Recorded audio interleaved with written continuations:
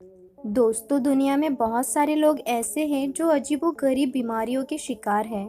बीमारियां भी ऐसी जिनका आज भी डॉक्टर कोई समाधान नहीं निकाल पाए। आपको ऐसे लोग भी बड़ी आसानी से मिल जाएंगे जिनके शरीर पर ज़रूरत से ज़्यादा बाल हैं। लेकिन जिन लोगों की बात हम कर रहे हैं उनकी बीमारी ने भयानक रूप ले लिया है।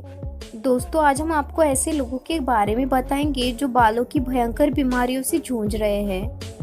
नंबर 1, पृथ्वीराज पाटिल। दोस्तों, पृथ्वीराज पाटिल महाराष्ट्र के सांगली गांव में एक किसान परिवार में पैदा हुए थे। बचपन से ही उनके पूरे चेहरे पर घने बाल आते थे। उनके माता पिता ने आयुर्वेद और कई ऑपरेशन के जरिए इसे दूर करने की कोशिश की, लेकिन कोई असर नहीं हुआ। दोस्तों, बहुत बुरा लगता है जब दुआ और दवाई दोनों काम ना आए। नंबर 2, जेसिस एस्वेस। मेक्सिको में जन्मे जेसिस एस्वेस अपने परिवार के दूसरे ऐसे व्यक्ति थे जो हाइपरट्राइकोसिस नाम की बीमारी से ग्रस्त है। उनके पूरे चेहरे पर बाल आते हैं। दोस्तों, आपको बता दें कि उनकी शादी हो चुकी है और 2 बेटियां भी हैं, लेकिन उनकी एक बेटी इस बीमारी की शिकार है, जो किसी भी लड़की के लिए किसी अभिशाप से कम नहीं है। नंबर 3, सुपात्रा सासुफन। दोस्तों, थाईलैंड की रहने वाली सुपात्रा सासुफन को जिंदगी भर दूसरे बच्चे बंदर, भेड़िया और न जाने क्या क्या कहकर चिढ़ाते रहते हैं। पर कहते हैं ना, कभी कभी कुछ बुरा भी अपना भला कर देता है।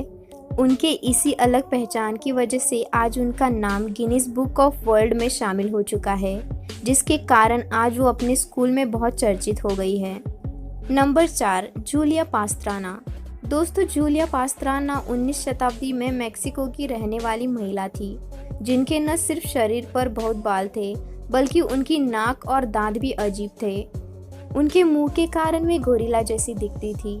हैरानी की बात तो ये है कि उन्होंने खुद को ही प्रदर्शनी पर लगा दिया था। नंबर 5, विक्टर लैरी और गैब्रियल डैनी।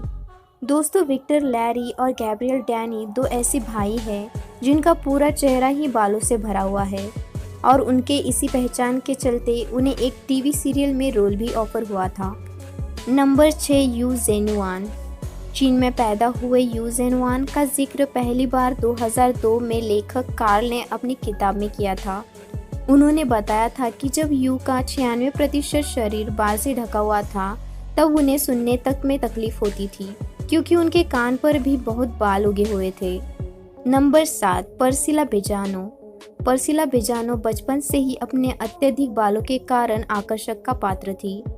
जब वे बच्ची थी तो उनके माता पिता उन्हें डॉक्टर को दिखाने के लिए न्यूयॉर्क भी ले गए थे, लेकिन कुछ फायदा नहीं हुआ। उनकी 2001 में मौत हो गई थी। Number 8, Fedor जेफ्टिचू। फेडोर जेफ्टिचू को द डॉग फेस बॉय कहा जाता था, यानी कुत्ते के जैसा मुंह वाला लड़का।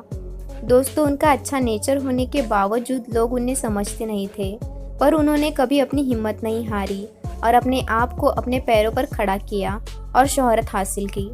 Number 9, Stephan Bibrowski. दोस्तों, 1891 में जन्मे स्टीफन बिब्रोस्की शेर जैसे चेहरे वाले व्यक्ति के नाम से मशहूर थे। उनका पूरा शरीर लंबे बालों से ढका था, जिसके कारण वे शेर जैसे दिखते थे। उनकी मां का मानना था कि जब वे गर्भवती थी तो उनके पति शेर से लड़ते वक्त पराजित हो गए थे। इसी कारण जब स्टीफन पैदा हुए तो उनका यह हाल था। स्टीफन की मौत 1932 में हुई। ऐसी ही और वीडियोस के लिए हमारे चैनल को ज़रूर सब्सक्राइब कीजिए। धन्यवाद।